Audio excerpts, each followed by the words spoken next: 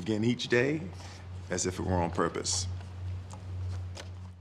I've got some interesting ideas to share with you. If you're ready, say I'm ready. And if you'll take some good notes, I got some lists for you to make that you can take home with you and ponder at later times. Some of the things I want to share with you. I was raised in Southwest Idaho. My parents gave me an incredibly excellent start in my life, which I appreciated very much. But I quit school at age 19, unfortunately. My reasoning was, I'm smart enough to get a job. How much smarter do you need to be? And with that shallow thinking, I quit school, age 19, and got a job, went to work. A little while later, got married, started a little family, and I'm struggling and, trying to do my best. But it seems like each year I'm falling just a little bit further behind. Finally, age 25. The climax of my sort of, weariness with where I was, not doing as well as I thought I should. I hear a knock on my door, and I happen to be home alone. When I opened the door, there was a little Girl Scout about this tall selling Girl Scout cookies. And she gave me the finest sales presentation I've ever heard. Girl Scouts around the world, no better organization. And we've got these cookies, only $2, several flavors. And with a big smile, she very politely asked me to buy. No problem. I wanted to buy. Big problem. I haven't got $2 in my pocket. Now, I'm a grown man. I live in America. I've been to 1 year of college. I'm married. I've got a family. And I don't have $2 in my pocket. And I didn't want to tell her that. So I did what I thought was next best. I lied to her. I said, hey, look, I've already bought lots of Girl Scout cookies. I've still got plenty in the house that we haven't eaten yet. And she said, oh, that's wonderful. Thank you very much. And she leaves. When she leaves, I say to myself, I don't want to live like this anymore. I mean, how low can you get lying to a Girl Scout? I mean, that's about as low as you can go. But I promised myself that day I was going to start my search of finding opportunity, finding somebody who could teach me and coach me on doing much better for myself and for my family and for my future. And shortly after that, I met a most extraordinary man, very wealthy, but a friend of mine said, you got to meet this man. He's rich, but he's easy to talk to. He's got a unique philosophy of business and life. And the more he told me about this man, the more I said, I've got to meet this guy. And shortly after that, I had a chance to meet him. Sure enough, when I met him, I was impressed. Obviously, he was rich, but he was friendly and easy to talk to. And I said to myself, if I could just get around someone like him, and if he would coach me, I would be willing to learn anything. I'd love to be like him. Well, my good fortune was he invited me to join his company. And over the next 5 years, my dream came true. He coached me and taught me how to turn my life from pennies to fortune. And he's not alive anymore, but I'd like to pay tribute to him one more time, Mr. Earl Schoaf, for the dramatic impact he had on my life, especially during that 5-year period. And so my whole life turned around. I made my fortune by the time I was 32, starting at age 25.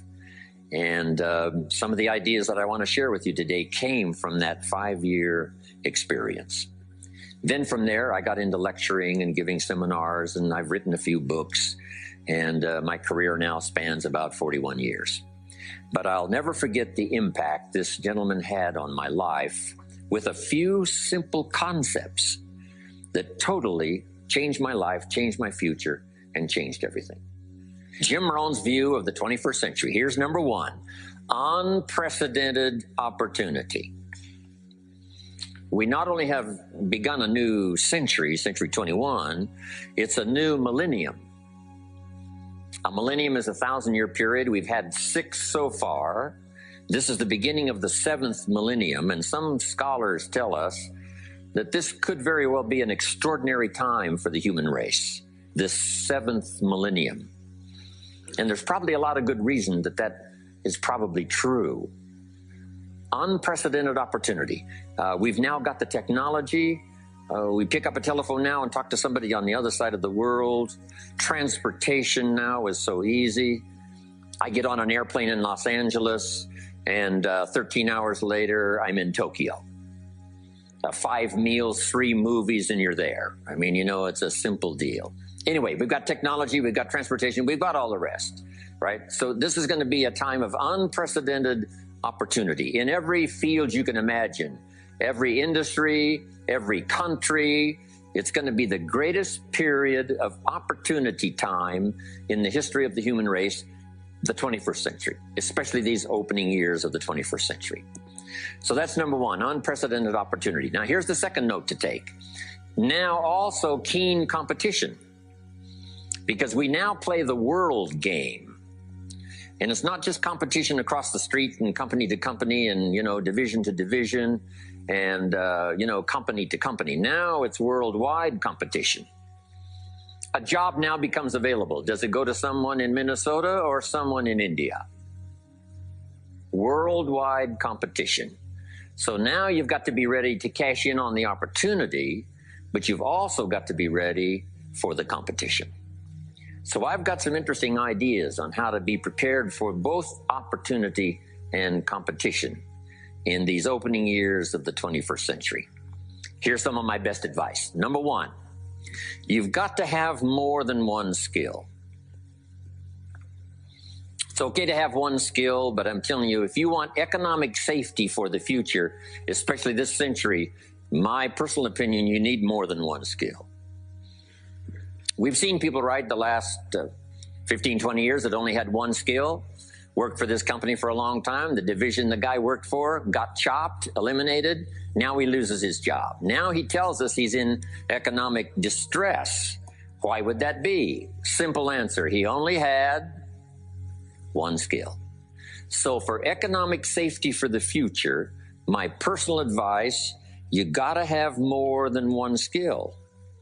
In fact, it led me to my first fortune, and that was learning more than one skill. I started learning these extra skills in Idaho, where I grew up. I knew how to milk cows, but it didn't pay very well. Then someone gave me this incredible advice. If you want to lay the foundation for a future fortune, you've got to learn more than one skill. And I started that process age 25. Here's the first one, and I started part-time, a little sales job that I got. A product that I believed in, learned how to present it well enough for somebody to say yes, gave excellent service so that would lead to multiple sales, and this little extra part-time job in sales absolutely started multiplying my income. From milking cows, now I've got this ability now to start getting customers, keep them serviced, and make some money in this extra skill. So now I've got 2 skills, milking cows and finding customers. Here's the next skill I learned, just to give you a quick list. Next was finding good people. If you've got a little enterprise going and you need some people, you have to just go look for them. And when I learned this skill, finding good people for my little enterprise, I couldn't believe how it drastically changed my income. My income now starts to multiply, not just increase. So now I've got what? 3 skills: milking cows, getting customers, finding good people. I'm on my way. Here's the next one that paid me big money, in case you're interested, and that's organizing. Organizing simply means getting people to work together. Big challenge, but if you learn this skill, getting people to work together, they pay extraordinary money. Here's the next one that really increased my income substantially, and that's promotion and recognition. Rewarding people for small steps of progress. I mastered this one. And here's the philosophy behind it. Be so busy giving other people recognition, you really don't need it for yourself. I mastered this. Guess what it pays? Big money. Let me just give you one more, and it's in 3 parts, and that's communication. Learning to affect other people with your language. Of all the things not to be lazy about, it's language, because words can work miracles.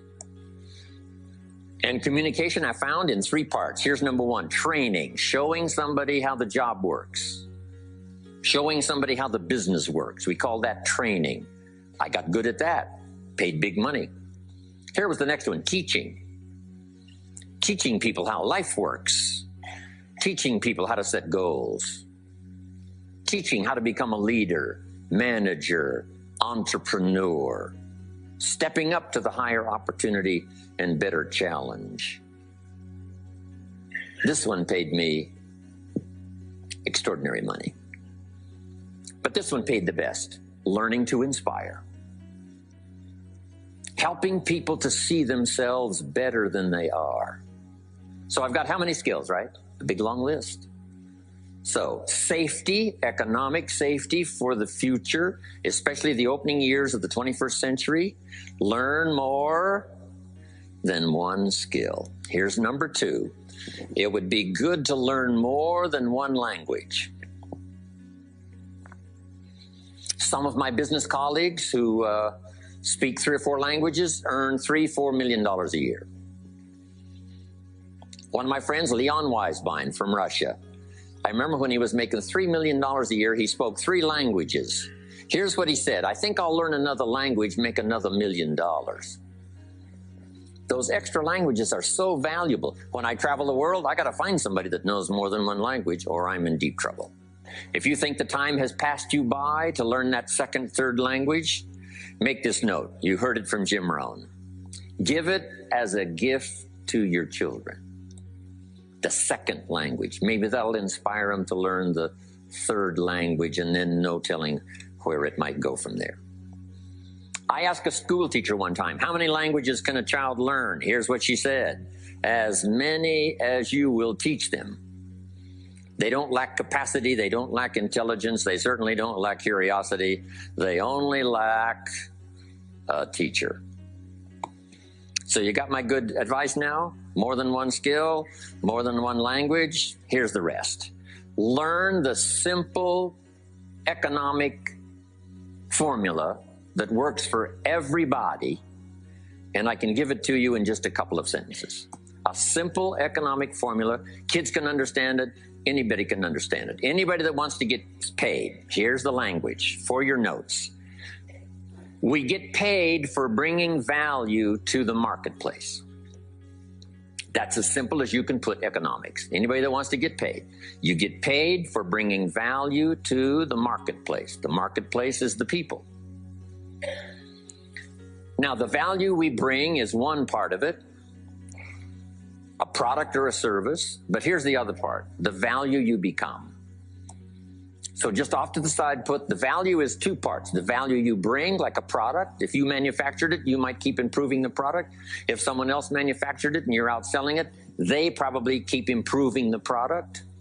But this is the one you have to work on yourself. The value you become, like an entrepreneur, a leader, a teacher, supervisor, manager. What you become also pays much more than what you bring. Once I understood that, then here's what my mentor said. Go to work on yourself harder than you work on your job.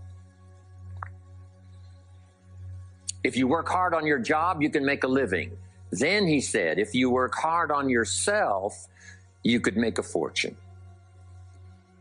So I worked hard on my job and made a living, but I learned, starting with those extra hours per week, learning these extra skills, I started working on myself. And here's a philosophical phrase everybody should take home. Here it is. Success is something you attract by becoming an attractive person. Success is not something you pursue. It's what you attract by becoming attractive. By becoming attractive to the marketplace. What would do that? Multiple skills, multiple languages, and then some of the things I'm going to talk about the rest of the seminar. So, now what else would help you to be attractive to the marketplace besides more than one skill and more than one languages? I've divided it into five simple, basic fundamentals of ideas to ponder and think about that will increase your value to the marketplace.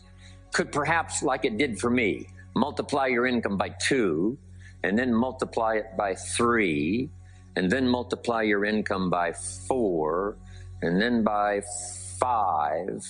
And once you get there, it's not that difficult to multiply it by 10, because all you have to do is make sure you become more valuable and more valuable and more valuable. You don't have to work on the economy, because here's the first note. Each person's income is determined primarily by their philosophy, not by the economy. Once I understood that, then I said, well, I don't have to go to work on the economy. And the answer was no. You only have to go to work on yourself to make yourself more valuable. So now here's 5 things I want to share with you. And the first one is your personal philosophy. What could get you more prepared and ready for cashing in on the opportunity of the 21st century? And here's the first one, personal philosophy. Your personal philosophy is like a guidance system that helps you make decisions what to do, what not to do. From the information you get and what you learn and what you know, we decide.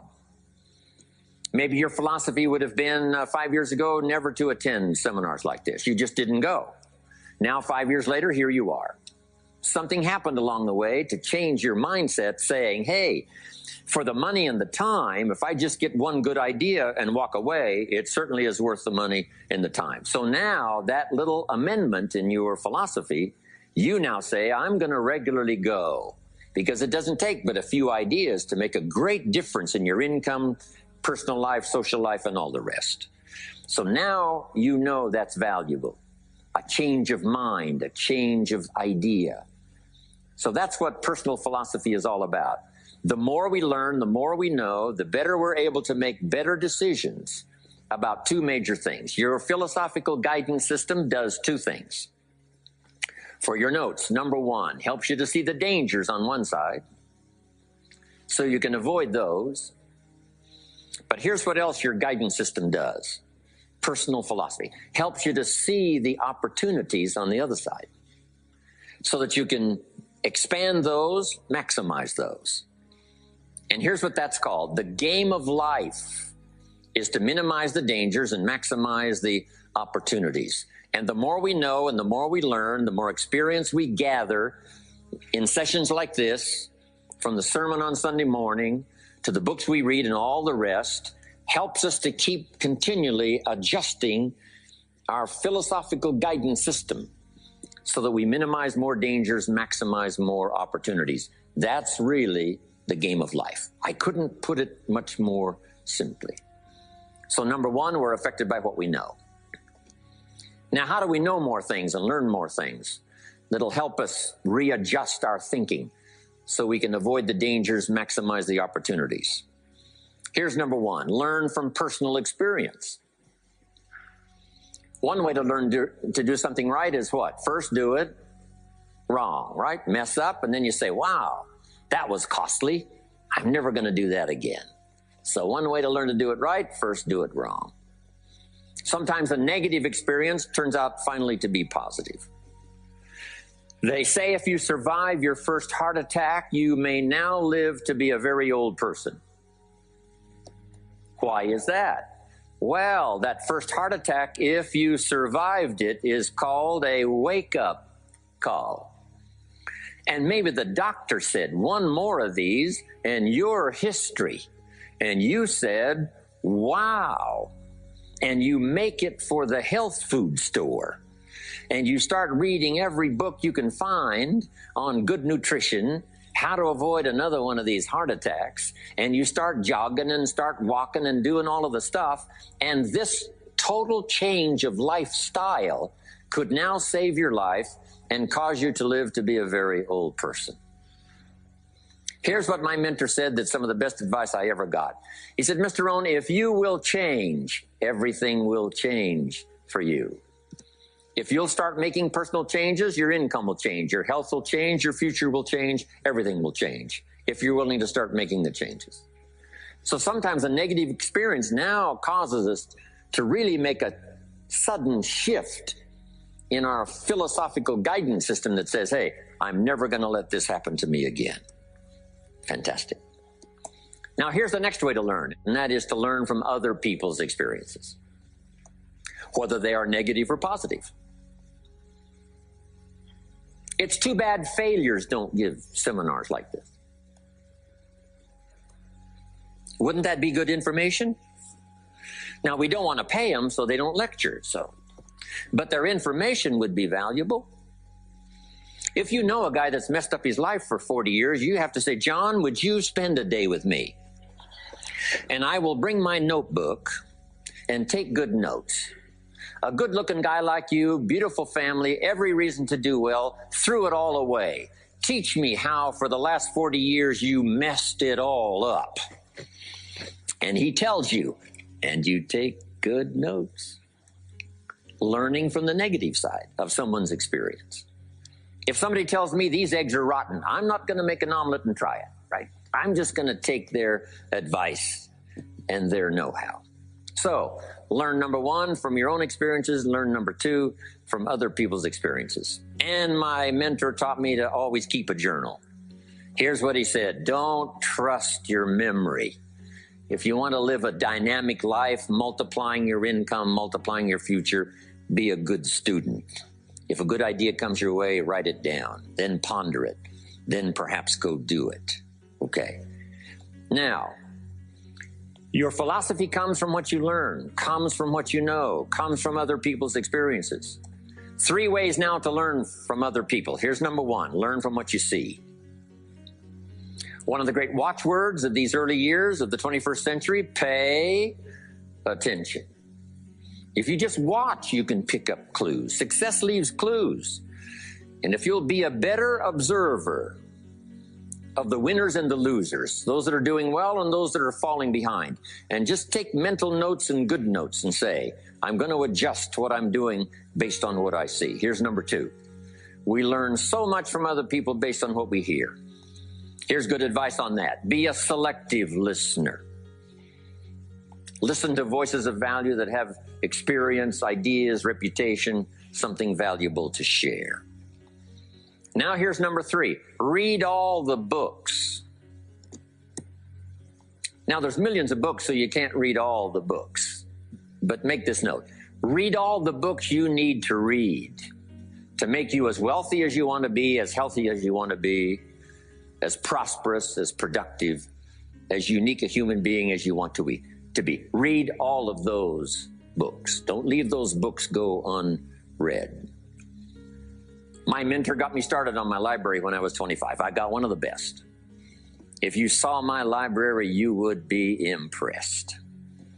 I haven't read everything in it, but I feel smarter just walking in it, right? My library. I was smart enough to buy it all. Now I got to be smart enough to read it all. Now jot this down. When you do read, you have to sort through what you read and decide which is valuable to try. That's part of the process of learning. Gathering information and sorting through it. One, the information that would apply to you and what you think would be valuable based on your current philosophical opinion. So read all the books. Our lives are greatly affected by what we learn and what we know. Now, here's number 2 of these very basic 5 things I want to share with you. First, your personal philosophy. Here's number 2, your attitude. First, we're affected by what we know. When I talk to the kids in high school classes, college classes, that's the first thing I tell them. Get the information while you're here. Right? Nothing worse than being stupid when you get out of school. So get the information. Being broke is bad, but being stupid is what's really bad. And what's really, really bad is being broke and stupid. Nothing much worse than that, unless you're sick. Right? Sick, broke, and stupid. about as far as you can fall unless you're ugly, right? But surely that would be the ultimate, right? The ultimate negative life. Ugly, sick, broke, and stupid. So learn all you can. We're affected by what we know. So get the information. Don't be lazy in learning. Don't be lazy in going through the books, building your library, coming to classes like this consistently. Some of them will be so dramatic, your life will never be the same. Maybe this is one of those today. Next, we're affected by how we feel, attitude. This is the emotional part. We need the intellectual part to set sail. So as the winds blow, we can still get where we want to go. Redefine, keep strengthening our psychological and philosophical guidance system. But now we're also affected by the emotions. That's the power. And jot these notes down as I hurry along now. 4 things to consider on attitude and how you feel. Here's number 1. It's how you feel about the past. It's important to make the past useful. Past experience, even past losses, past failures, as well as successes. To review it and go back over it, see where you went wrong, correct that, invest that now in the future. Don't live in the past, and don't carry the past around like a burden, but simply use your past as one of your mentors to help refine mistakes, make some changes that you can invest now in the future. Here's the second attitude. It's how you feel about the future. We look back for experience, but number 2, we look forward for inspiration. Now, where does the inspiration come from? Looking forward. Here it is, learning to set goals. Number 1, decide what you want. Takes more than 5 minutes. Take some time and decide what you want. Where do you want to go? What do you want to do the next 10 years, 20 years? What would you like to become? How many skills would you like to learn? What are the books you want to read? How about the people you want to meet? The cities you want to visit? Experiences you'd like to have over this next period of time? Start thinking about all of that. Here's the next key. Write it all down. Building a life is like building a house. You wouldn't start building the house until you had it finished. Wouldn't you look foolish starting to build the house if it wasn't finished first? What if you were laying bricks and somebody came by and said, "What are you building here?" And you said, "I have no idea." See, they would take you away to a safe place. So building a life is a lot more important than building a house. And yet people treat it so carelessly and so casually about planning and making plans for what they want their life to work out to be. So I'm asking you not to be casual anymore. Start designing the future for yourself, for your family, for your business, for your future. Okay, decide what you want. Okay, so from the past we get experience, from the future we get excitement, inspiration by setting goals. Now here's the next advice. Put everything on your list of goals. Little things, insignificant to someone else, but important to you. A goal list is important. You don't have to publish it in the local newspaper. My Japanese friend, Toro Ikeda, San Jose, California, put on his first list, a Caucasian gardener. I said, go Toro. Back then, everybody had a Japanese gardener. He said, no, I'm Japanese. I want a Caucasian gardener. I like that. So set goals. Set the goals that'll turn you on, goals that'll get you excited. Put everything on your list. Now, here's the next attitude. It's very important how you feel about everybody. If you want to be a leader extraordinaire, here's what you learn. Each of us need all of us. One person doesn't make an economy. One person doesn't make a symphony orchestra. It takes all of us for each of us to be successful. Each of us need all of us, and all of us need each of us. Each gift is important as we bring it to the table, as we bring it to the country, as we bring it to the community. Learn to appreciate that. Each of us need all of us. Now here's the last one on attitude. It's how you feel about yourself. Nothing more powerful than self-confidence to start multiplying your income by 2, by 3, by 5, by 10. And where does that come from? Make the note. It comes from self-esteem. Doing the things you know you should do, and at the end of this day, your self-esteem is soaring and high. You've met the people you said you'd meet. You made the calls you said you would make. You did the things that you required of yourself to do. And at the end of the day, you feel great about yourself. That is one of the greatest motivating factors for the future. Self-esteem, feeling good about yourself. Now let me give you the miracle piece of this formula. If you're ready, say, I'm ready.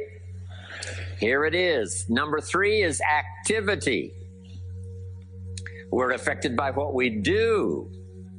Now we've gotten to the formula of how to turn ideas into reality, how to turn imagination into substance. It's called number 3, activity. So add these notes to it now. Activity is the work. Activity is the labor. You might add labor pains. I'm short on personal experience here, but the mothers in the room would tell us that we know what that's all about, labor pains. Why would an upcoming potential mother be willing to put herself through maybe a rather painful experience? She said, that's an easy answer, and it's for your notes. It produces new life. Why wouldn't she put herself to the labor? Now comes the miracle of new life. And whether it's new career life or new business life or new friendship life or new married life or new life of any kind, it has to come from the work. It comes from the labor.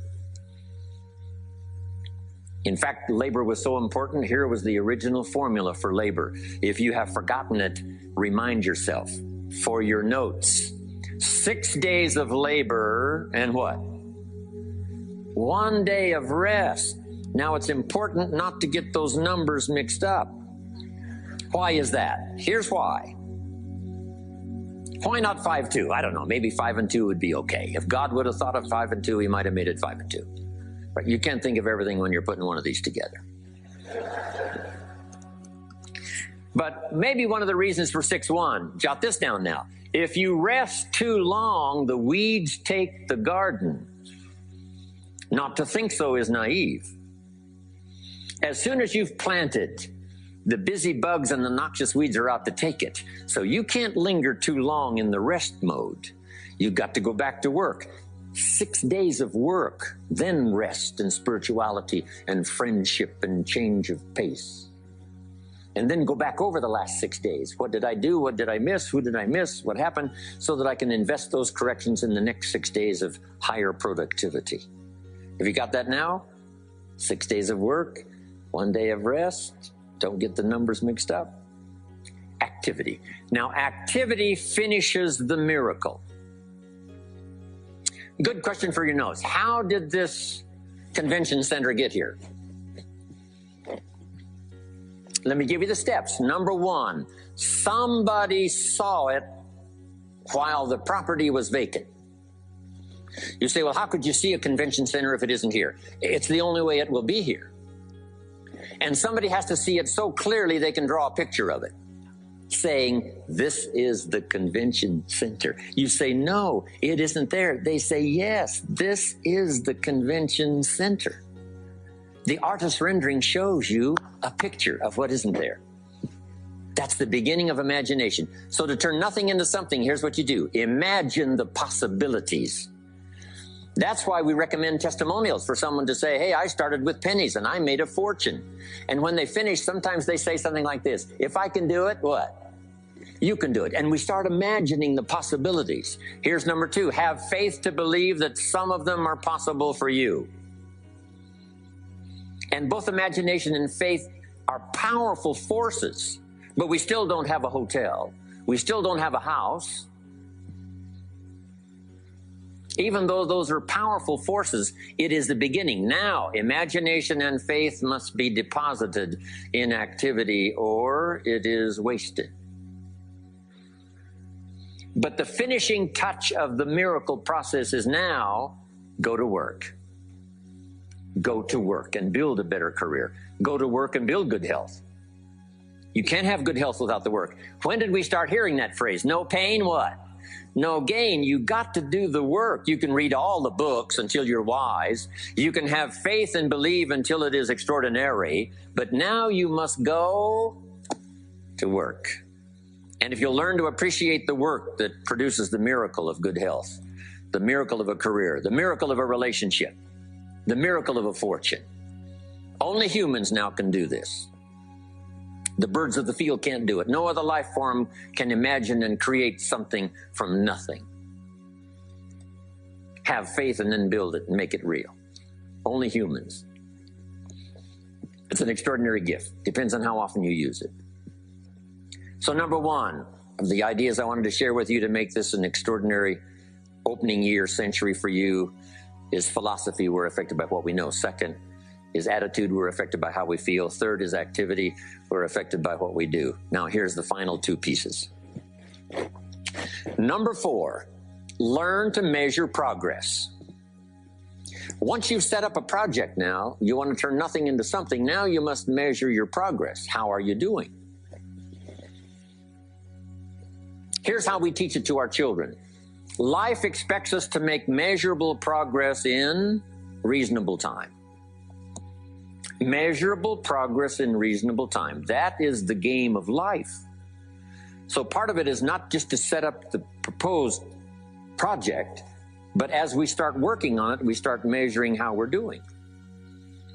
Now, first, what is reasonable time?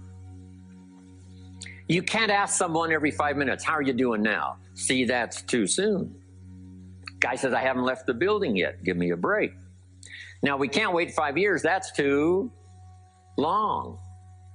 So there's reasonable time. So make this note now. What is reasonable time? One, at the end of the day. A conversation a father should have with his daughter today, because the magic is there. If he waits till tomorrow, the magic may be gone today. Next is a week. Make that note. Usually, we get paid by the week. Somebody adds up our value to the marketplace, out comes the check. The next week, somebody adds up our value to the marketplace, out comes the check. What I learned to do is to change my value to the marketplace so the check kept getting bigger and bigger and bigger. I didn't have to change the economy. I only had to change myself. Measure your own progress. Success is a numbers game. We demand it of our children. How many years do you want your child to spend in 4th grade? Approximately. About 1 year, right? You say, well, if they're nice kids, would you give them 3 or 4 years? You say, no, this is not a nice game. This is getting ready for the future. This is getting ready for the challenges and the opportunities. You can't linger in 1 grade more than 1 year. Now make this note. The same should go for us as adults. Don't linger more than 1 year in 1 grade of learning. Adult management, entrepreneurship, leaderships of all kind.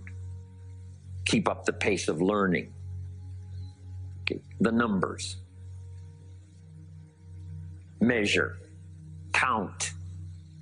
Now here's the key. Face the truth. If you're only making this much progress, there's no use trying to kid the world, no use trying to kid anybody else, and especially don't kid yourself. If in a period of time you've only made so much progress, you just got to swallow hard and say, this is the truth.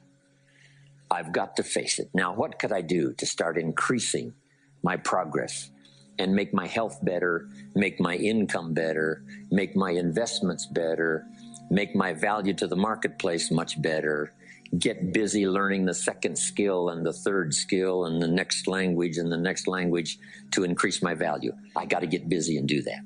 See, if you will do that, I promise you, one of the greatest motivating factors in the world is progress. And if you'll measure it, you'll get excited. Now, here's number 5 of the 5 major things I wanted to share with you to make these opening years of the 21st century really pay off for you. And here's the word, lifestyle. Learning to live well, because the ultimate essence of life is not a Ferrari. The ultimate essence is not a home. The ultimate essence is not a bank account. It's not $1 million. It's not a fortune. Here it is. The ultimate essence of life is learning to live a good life. That's the key. Whether you have modest resources or whether you have mega millions, either way, the real key is learning to live a good life. And so in my closing 5 minutes, let me give you what I think is a good list. Now, this is the short list. In other presentations, I cover a longer list, but this is called Jim Rohn's short list for living the good life. Here it is. Number 1, productivity. You really won't be that happy if you don't produce. And here's the next bit of advice on that. Produce to the max if you possibly can. To produce a little is okay. To produce enough is okay.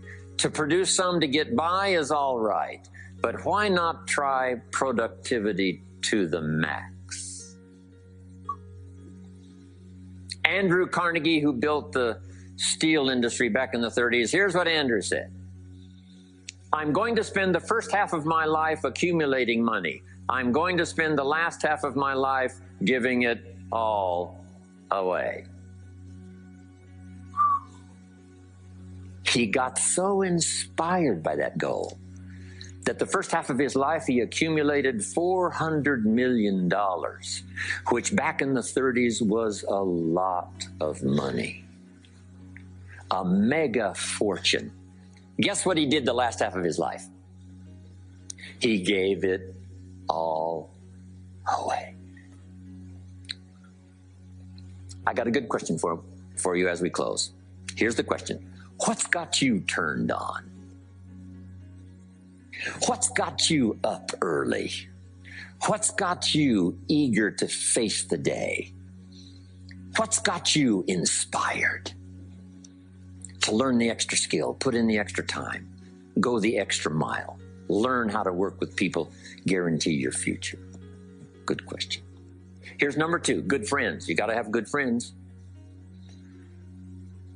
The best support system in the world is good friends. Collect and nourish those as priceless. Good friends are those wonderful people who know all about you and still like you. Those are good friends. Here's number 3, your heritage. What's made America so unique among all the nations of the world and the greatest experiment in the history of the world? And that is the depository of gifts that have come to America over the last 300 or 400 years. The heritage from all walks of life, all over the world. Now, the key to keeping America vital and powerful and unique for generations to come is to keep alive these heritages. The music, the dance, the costume, the customs, the literature, the poetry, and all the rest combined together, making us an extraordinary, unusual nation among nations. Keep your heritage alive. Here's number 4, your spirituality. Whatever you believe in terms of spirituality, that's important. And I've got 3 words for you to consider. Here they are. Study, practice, and teach. Whatever you believe in terms of spirituality, study, practice, and teach. Don't leave your spirituality unstudied, don't leave it unpracticed, and don't leave it untaught. It's one of the major components of a good life. And now to close for your notes. Take special care of the inner circle. Family, close friends. Nourish them, they will nourish you. Inspire them, they will inspire you.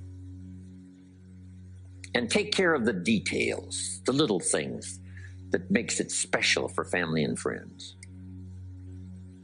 When my father was still alive after my mother died, my father lived about another 7, 8 years. When I used to travel, I would try to call him while he was having breakfast with the farmers, Southwest Idaho. Make a special day. If I'm in Israel, I got to get up in the middle of the night, but I call in the middle of the night, Papa, I'm in Israel. And they would bring him the phone in this little cafe called the Decoy Inn. And Papa would say, Israel, son, how are things in Israel? And he'd talk real loud so everybody could hear. Right? Say, Papa, they gave me a reception last night on the rooftop overlooking the Mediterranean. He'd say, overlooking the Mediterranean. Now he's got a story to tell for the rest of the day. My son called me this morning while I was having breakfast with the farmers. I know he had to get up in the middle of the night. Special days. One more scene. I thought about my father walking down the lane on the farm to the mailbox, opening it up. And this is for your notes. Make sure the mailbox is not empty. My father lived to be 93. What kind of an experience would that be for a day? Age 93, open the mailbox and it's empty. Even if it's just a postcard, make sure the mailbox is not empty. The details, the inner circle. And now here's the last. Maybe, just maybe, some of the things I've shared with you have been seeds that have fallen on your consciousness at the right time. And then if it turns into something valuable for you in the future, that will be well worth my coming, being away from my grandchildren and my children for a little while, to come and deposit the best of my experience with all of you today. Thank you very much.